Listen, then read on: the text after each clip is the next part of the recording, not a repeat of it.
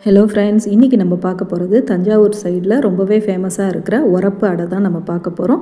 ரொம்பவே டேஸ்ட்டாக ரொம்ப நல்லாயிருக்கும். சுரக்காய் சேர்த்து செய்வாங்க இந்த அடையில். வாங்க எப்படி செய்கிறதுன்றதை வீடியோக்குள்ளே போய் பார்க்கலாம். இதுக்கு 1 கப்பு இட்லி அரிசி, 1 கப்பு பச்சரிசி, 1 கப்பு உளுந்து, 1 கப்பு கடலைப்பருப்பு எடுத்துக்கோங்க. எல்லாமே ஒரே கப்பில் அளந்துக்கோங்க. அதே கப்பில் 1 கப்பு துவரம்பருப்பு. இப்போ 5 பொருட்களுமே ஒவ்வொரு கப்பு நான் போட்டிருக்கேன், சம அளவில் போட்டிருக்கேன். இப்போ இது எல்லாத்தையும் நல்லா கழுவிட்டு நல்லா அலசிட்டு ஒரு 4 மணி நேரம் ஊற வச்சிடலாம்.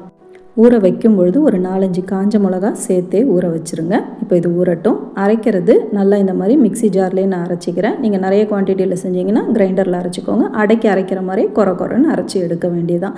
மாவாக நல்லா மைய அரைச்சிடாதீங்க, கொரன்னு அரைச்சிக்கோங்க. இப்போ இதை அரைச்சி எடுத்த மாவு இப்படி தான் இருக்குது. இப்போ இதில் நம்ம மிக்சி ஜாரையும் கழுவி கொஞ்சம் தண்ணியும் சேர்த்துட்டு இது கூடவே ஒரு பெரிய சைஸ் வெங்காயத்தை பொடியாக நறுக்கி சேர்த்துக்கோங்க.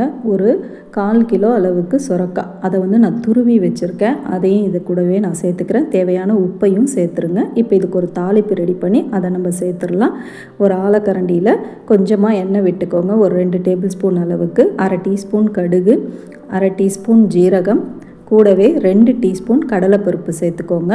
கடலைப்பருப்பு இன்னும் கொஞ்சம் சேர்த்திங்கனாலும் அடை நல்லாயிருக்கும். கூடவே கருவேப்பிலை இலை கிள்ளி சேர்த்துக்கோங்க.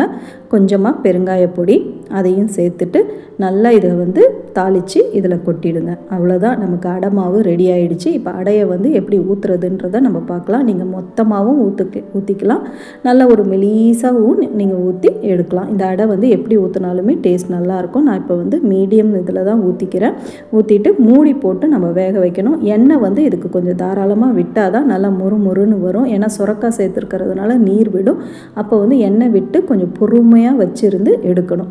அவ்வளோதான், நமக்கு தஞ்சாவூர் உரப்பு அடை சூப்பராக ரெடி ஆகிடுச்சு. நீங்களும் ட்ரை பண்ணி பார்த்துட்டு எப்படி வந்ததுன்னு சொல்லுங்கள். இந்த மாதிரி இன்ட்ரெஸ்டிங்கான வீடியோஸ்க்கு நம்ம சேனலையும் சப்ஸ்கிரைப் பண்ணிவிட்டு பெல் ஐக்கானையும் தட்டி விடுங்க. அடுத்த ரெசிபியில் சீக்கிரமே சந்திப்போம். தேங்க்யூ.